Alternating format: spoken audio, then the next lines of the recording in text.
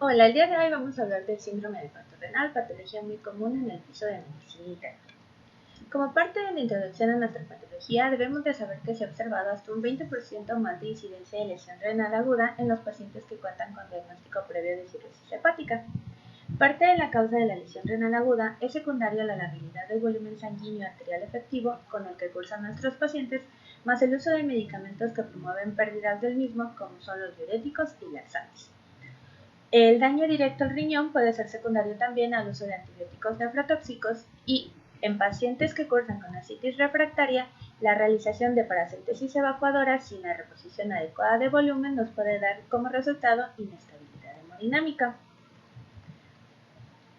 Otra causa frecuente de pérdida de volumen es la presencia de sangrado de tubo digestivo alto en estos pacientes. Se ha observado que, en diversos estudios, hasta el 40% de los pacientes que cursan con diagnóstico concomitante de cirrosis hepática e hipertensión portal desarrollan al menos un episodio de síndrome hepatorenal entre 1 a 5 años posteriores al diagnóstico. Asimismo, a grandes rasgos, la causa del síndrome hepatorenal se debe a la presencia y modificación de factores hemodinámicos que se dan como parte de la evolución natural de la enfermedad. Dentro de la fisiopatología de nuestro síndrome hepatorenal, tenemos que se va a causar por una disfunción renal que surge como resultado de los efectos combinados de la disfunción circulatoria inducida por cirrosis y la perfusión renal desadaptada.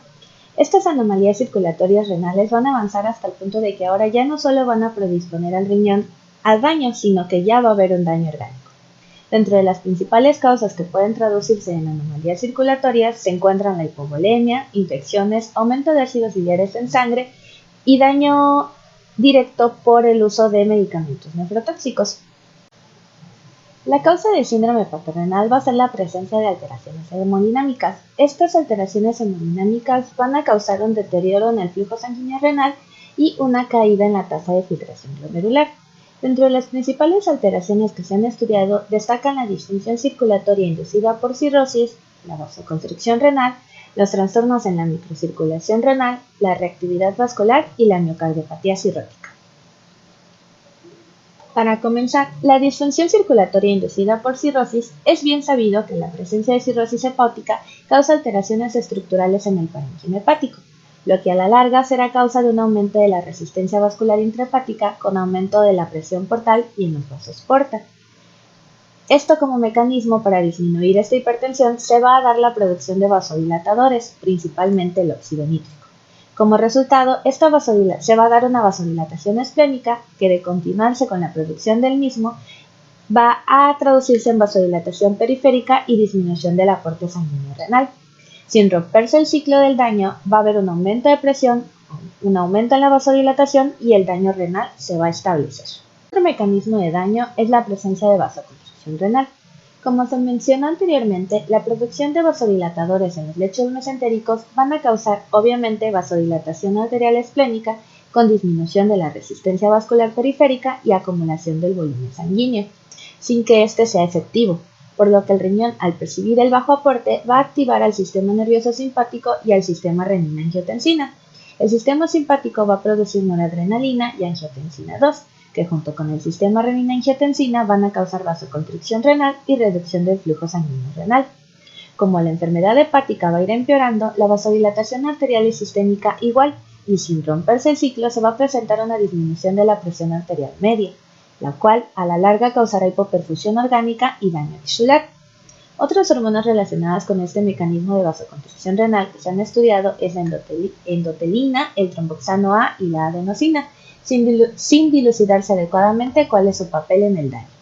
Hablando de los trastornos en la microcirculación renal, esta teoría solo se ha estudiado en modelos animales, donde se ha observado una disminución del flujo sanguíneo cortical renal, sospechándose que las nefronas yuxtamedulares empiezan a presentar, secundaria a la hipoxia, alteraciones en la excreción de sodio y aumentan la retención de sal. Esto nos va a causar un aumento de volumen, pero este volumen sigue no siendo eficaz, por lo cual sigue presentándose o se provoca una lesión isquémica. La reactividad vascular, otro mecanismo importante, se va a definir como la capacidad de respuesta de un vaso sanguíneo a un estímulo.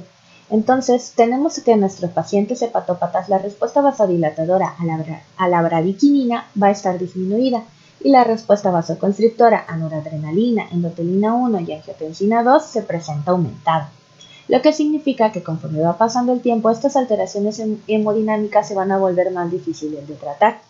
Recordando lo mencionado previamente, se va a dar una hipoperfusión renal con isquemia secundaria. Y ya para finalizar, otro de los mecanismos de los cuales hablaremos es de la miocardiopatía cirrótica. Tenemos que en pacientes hepatópatas se ha visto que para mantener la homeostasis circulatoria, el sistema cardiovascular va a cursar con un estado hiperdinámico. Esto significa un aumento en la frecuencia cardíaca, en el gasto cardíaco y en el volumen plasmático. Desgraciadamente, estos pacientes a la larga inician con datos de falla cardíaca, entre los que se destaca una relajación diastólica alterada, la incompetencia cronotrópica y disminución del gasto cardíaco, conociéndose todo esto como miocardiopatía cirrótica. Con la disminución del flujo sanguíneo hay una hipoperfusión renal y una disminución de la tasa de filtrado glomerular, con un síndrome hepatorenal secundario. Actualmente, sabiendo de la existencia de la miocardiopatía cirrótica, se habla de un síndrome hepatocardiorrenal. Bueno, y en esta imagen podemos ver las alteraciones o factores hemodinámicos de los cuales le he estado hablando. Está a resumidas cuentas todos los factores y todas las alteraciones hemodinámicas y las hormonas que se utilizan o que están involucradas en este síndrome hepatorenal. Pasando al diagnóstico y clasificación, tenemos que anteriormente se hablaba de síndrome hepatorenal tipo 1 y 2, basándose en el tiempo de instauración del mismo y en la presencia o no de daño renal previo. Actualmente y desde el 2015, con la aparición de los nuevos criterios de lesión renal por parte de KDIGO, la clasificación del síndrome hepatorenal también cambió. Se habla entonces de dos tipos principales de síndrome hepatorenal y dos subtipos, siendo estos el síndrome hepatorenal con lesión renal aguda o AKI y síndrome hepatorenal sin lesión renal aguda o no AKI. Este último, el no AKI, se subclasifica en síndrome hepatorenal con enfermedad renal aguda y un síndrome hepatorenal con enfermedad renal crónica. Pero ¿cómo vamos a hacer el diagnóstico? Bueno, los criterios diagnósticos son un paciente portador de cirrosis con insuficiencia hepática aguda o insuficiencia hepática aguda sobrecrónica que tenga, además, un aumento de la creatinina sérica arriba de 0.3 miligramos decilitro dentro de las 48 horas previas, o un aumento del 50% del valor basal de la creatinina o una disminución del gasto urinario menos de 0.5 mililitros kilogramo en las primeras 6 horas. Una respuesta total o sin respuesta total o parcial después de al menos 2 días de abstinencia de medicamentos diuréticos y con una expansión de volumen adecuado con albúmina. Ausencia de shock. No hay un tratamiento actual o reciente con medicamentos nefrotóxicos y hay una ausencia de enfermedad parenquimatosa. Bueno, y una vez establecido que nos encontramos ante un síndrome hepatorenal tipo AKI, debemos establecer en qué etapa se encuentra nuestro paciente. Tenemos 3 etapas. Etapa 1, con un aumento en la creatinina sérica arriba de 3 miligramos por decilitro o un aumento de la creatinina de 1.5 a 2 veces el basal. La etapa 2, con un aumento de la creatinina sérica 2 a 3 veces el basal de nuestro paciente.